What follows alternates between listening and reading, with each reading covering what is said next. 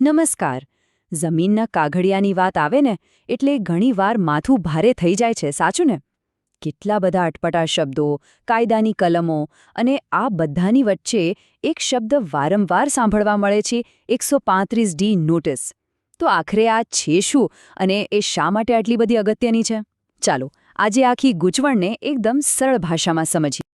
હા, આ જ એ સવાલ છે જે લગભગ બધાને મૂંઝવતો હોય છે. જમીનના કાગળો હાથમાં લઈએ અને એમાં લખેલું જોઈએ 135D નોંધ. પણ આનો મતલબ શું? ચિંતા ના કરશો, આપણે આ જ સવાલનો જવાબ શોધવા માટે અહીં ભેગા થયા છીએ.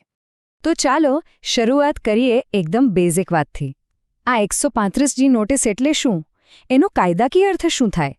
સાફ સીધી ને સરળ ભાષામાં કહીએ ને તો જમીનના હકમાં જ્યારે પણ કોઈ ફેરફાર થાય તો એને સત્તાવાર રીતે નોંધતો આ એક દસ્તાવેજ છે. જુઓ, 135D નોટિસ એ ગુજરાત લેન્ડ રેવન્યુ કોડ હેઠળની એક કાયદેસરની નોટિસ છે. એને છે ને જમીનના રેકોર્ડ માટેનું એક અપડેટ નોટિફિકેશન સમજી લો. સહેલું ને? જ્યારે પણ જમીનની માલિકી બદલાય કે હકમાં કોઈ ફેરફાર થાય ત્યારે ગામના તલાટી આ નોંધ દાખલ કરે છે. બસ આટલું જ. આનાથી રેકોર્ડ અપ ટુ ડેટ થઈ જાય છે. સારું, તો હવે સવાલ એ થાય કે આ નોટિસની જરૂર ક્યારે પડે? તો જુઓ, જ્યારે પણ જમીનનું વેચાણ થાય કે પછી વારસાઈમાં હક મળે, કોઈ ભેટ તરીકે જમીન આપે કે પછી પરિવારમાં ભાઈઓ વચ્ચે ભાગલા પડે, અરે કોઈના નામમાં ફેરફાર થાય ને, ત્યારે પણ આ બધા જ કિસ્સામાં સરકારી રેકોર્ડ અપડેટ કરવા માટે 135D નોંધ કરવી જ પડે. એના વગર ચાલે જ નહીં. ઓકે, આપણે એ તો સમજી લીધું કે આ નોટિસ શું છે.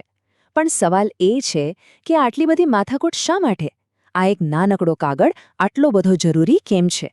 કારણ કે આ ફક્ત એક નોટિસ નથી, આ છે સુરક્ષિત જમીન માલિકીની ચાવી. ચાલો જોઈએ કેવી રીતે. સૌથી પહેલો અને સૌથી અગત્યનો મુદ્દો આ છે માલિકીનો પાક્કો પુરાવો.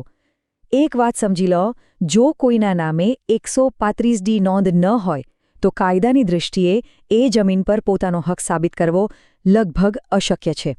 બીજો મુદ્દો છે 7/12ના ઉતારાને અપડેટ કરવાનો. હવે 7/12નું મહત્વ તો આપણે બધા જાણીએ છીએ, ખરું ને?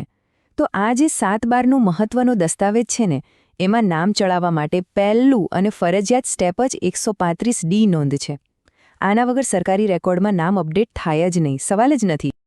ત્રીજો અને એકદમ પ્રેક્ટિકલ કારણ. સમજો કે જમીન પર લોન લેવી છે અથવા તો એને વેચવી છે, તો બેંકવાળા હોય કે ખરીદનાર, એ સૌથી પહેલાં શું માગશે? બરાબર, 135D નોંધ. અને જો આ કાગળ ન હોય તો સમજી લો કે મોટાભાગના નાણાકીય વ્યવહારો ત્યાં જ અટકી ગયા. અને ચોથો મુદ્દો, આ એક જાતનું સુરક્ષા કવચ છે. જ્યારે દરેક ટ્રાન્ઝેક્શનની બરાબર નોંધણી થયેલી હોય ને તો રેકોર્ડ એકદમ ક્લિયર રહે છે, કોઈ ગૂંચવણ નહીં. અને આનાથી શું થાય? ભવિષ્યમાં જમીનને લઈને થતા ઝઘડા, કોર્ટ કચેરીના ધક્કા, આ બધાની શક્યતા જ ખતમ થઈ જાય છે. ઓકે, તો હવે એ વાત તો સ્પષ્ટ થઈ ગઈ કે 135D નોટિસ કેટલી જરૂરી છે. પણ એકવાર આ નોંધ ફાઇલ થઈ જાય પછી આગળ શું? પ્રોસેસ શું છે? ચાલો હવે ફાઇલિંગથી લઈને ફાઇનલ રેકોર્ડ બને ત્યાં સુધીની આખી સફરને સમજીએ. આખી પ્રોસેસ છે ને એકદમ પારદર્શક છે. સ્ટેપ બાય સ્ટેપ સમજીએ. સૌથી પહેલાં એક જાહેર નોટિસ બહાર પડે છે, બધાને જાણ કરવા માટે. પછી જો કોઈને આ ફેરફાર સામે વાંધો હોય તો એમને પોતાનો વાંધો રજૂ કરવા માટે થોડો સમય આપવામાં આવે છે. સામાન્ય રીતે આ સમયગાળો 30 દિવસનો હોય છે.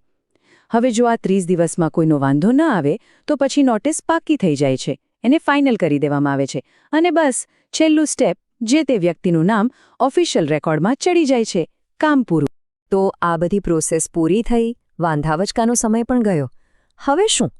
આખી મહેનતનું અંતિમ પરિણામ શું છે? અંતે જે મળે છે એ છે એકદમ અપડેટેડ રેકોર્ડ. અને આ જ છે સૌથી મહત્વની વસ્તુ.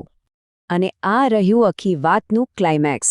135D નોટિસની પ્રક્રિયાનું સીધું પરિણામ એ છે કે 7/12 અને 8A જેવા મહત્વના રેકોર્ડ્સ અપડેટ થઈ જાય છે. એટલે ટૂંકમાં એટલું યાદ રાખવાનું કે આ એક નોટિસ વગર કોઈના પણ જમીનના સરકારી રેકોર્ડ્સ અધૂરા જ કહેવાય. તો આ બધી ચર્ચા પછી એક સવાલ ચોક્કસ મનમાં આવે, અને એ છે કે શું પોતાના જમીનના રેકોર્ડ્સ પૂરેપૂરા અપડેટ થયેલા છે? આ બધી જાણકારી મળ્યા પછી કદાચ આ જ સાચો સમય છે પોતાના પ્રોપર્ટીના કાગળો ફરી એકવાર જોઈ લેવાનો અને ખાતરી કરી લેવાનો જેથી ભવિષ્યમાં કોઈ તકલીફ જ ના રહે.